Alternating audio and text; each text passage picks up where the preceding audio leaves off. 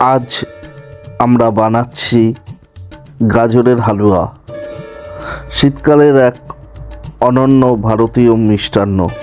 শীতকাল বলতে আমি আগেই বলে রাখি, এখন ইন্ডিয়াতে বর্ষাকাল, কিন্তু আমি যেখানে থাকি আর্জেন্টিনা, সেখানে এখন শীতকাল এবং প্রচণ্ড শীত। তো শীতকালে যে গাজর ওঠে, সেই গাজর দিয়ে গাজরের হালুয়া অত্যন্ত সুস্বাদু। তো আজ আমি বানাতে চলেছি গাজরের হালুয়া। কিন্তু জানেন কি, এই হালুয়ার পিছনে আছে শত বছরের ইতিহাস। হালুয়া শব্দটি এসছে আরব দেশ থেকে। হালুয়া মানে মিষ্টি। মধ্যপ্রাচ্য ও তুরস্ককে গাজর দিয়ে বানানো হালুয়া অনেক আগে থেকেই জনপ্রিয় ছিল। 1500 ও 1600 শতকে মুঘলদের হাত ধরে এই রেসিপি আসে ভারতে, আর এখানেই শুরু হয় গাজরের হালুয়ার ভারতীয় যাত্রা। হাই গাইস, আমি শেফ সুরজিৎ, আর আপনারা দেখছেন গোরমেট অফ সুরজিৎ কিচেন।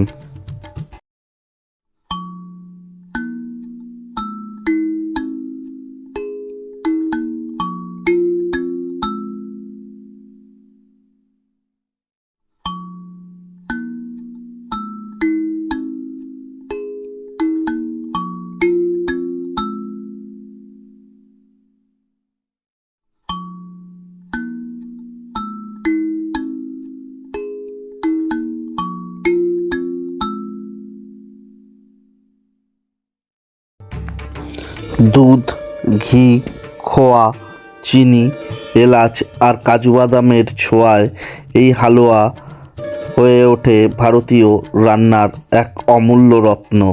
শীতকালে তাজা গাজর পাওয়া যায় বেশি, তাই এই সময় গাজরের হালুয়া বানানো হয় ঘরে ঘরে। আজ আমরা দেখব কিভাবে এই ঐতিহ্যবাহী মিষ্টিটি সহজে বানানো যায়, একেবারে ঘরের উপকরণ দিয়ে। তাই ভিডিওটি সম্পূর্ণ দেখুন।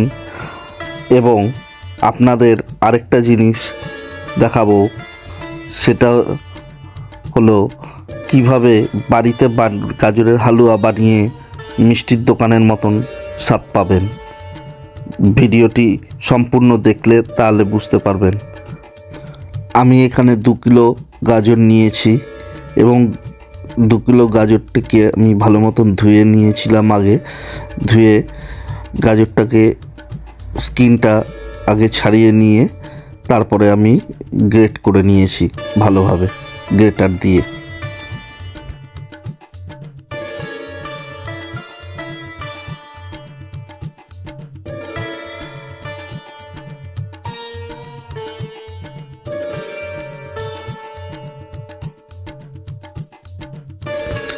আমাদের গাজরের হালুয়া বানানোর জন্য গাজর গ্রেট করা হয়ে গেছে। তো চলুন দেখি এর পরবর্তী স্টেপ।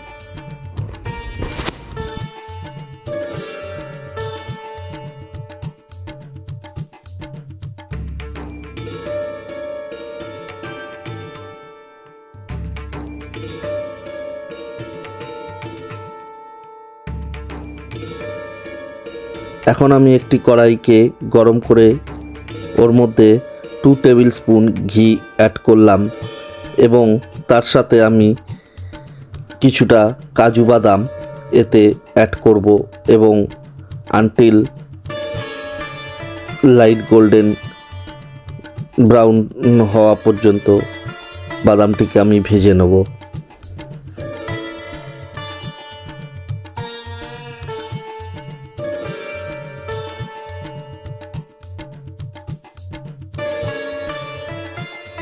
আমার কাজু বাদাম ভাজা হয়ে গিয়েছে।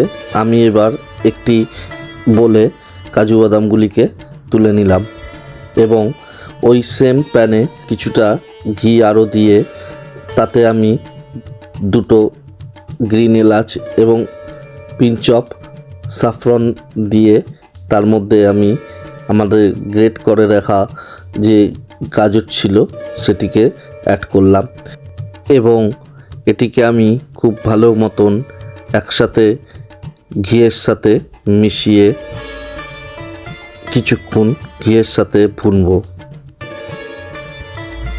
নাও I add to the milk. I have using here 1 liter milk. 2 kilo গাজরে 1 লিটার মিল্ক প্রয়োজন এবং এটিকে স্লো আছে আপনারা ভুনতে থাকুন যতক্ষণ না পর্যন্ত দুধটা রাবড়ি হয়ে যাচ্ছে। খেয়াল রাখবেন মাঝে মাঝে নাড়িয়ে দেবেন নিচে যাতে দুধটা লেগে না যায়।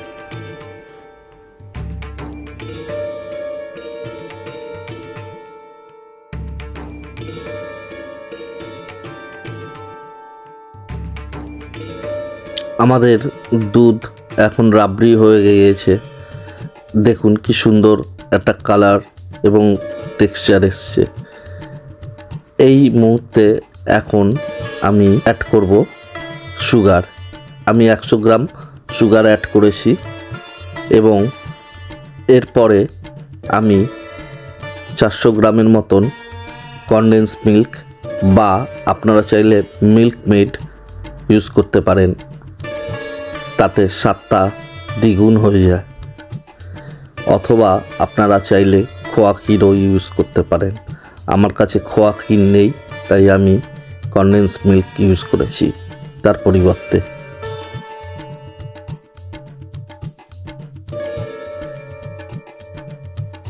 Now I add to the salt. Why I use the salt?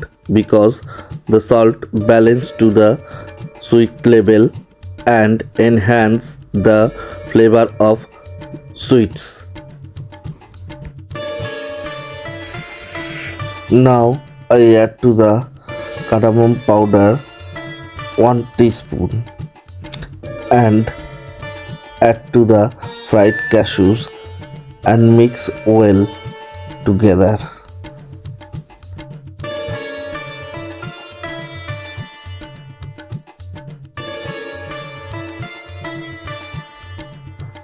Now I add to the 3 tablespoons of ghee.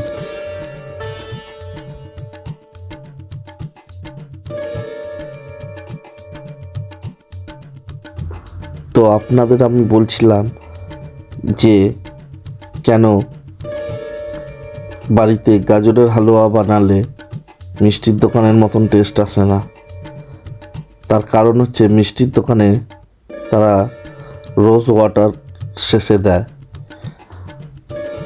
রান্নাটির শেষের দিকে একেবারে শেষ পর্যায়ে যখন আসবেন তখন 1 চামচের মতন রোজ ওয়াটার দিয়ে ভালোভাবে মিশিয়ে নেবেন।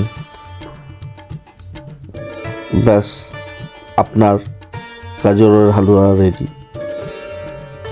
So guys, ready our gajar কা হালুয়া। তাহলে আপনারা দেখলেন আমি কিভাবে গাজরের হালুয়া তৈরি করলাম। এখন আমি একটি পাত্রে গাজরের হালুয়াটিকে ট্রান্সফার করে নিচ্ছি এবং সবশেষে আমি এতে ওপর দিয়ে কিছু কাজু বাদাম ছড়িয়ে দেবো গার্নিশিংয়ের জন্য। আপনারা চাইলে আপনারা কিশমিশ বা আরও যে ড্রাই ফ্রুটস অথবা পেস্তা দিতে পারেন।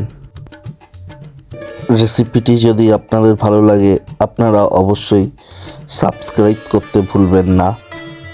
See you on next video in next week. So take care.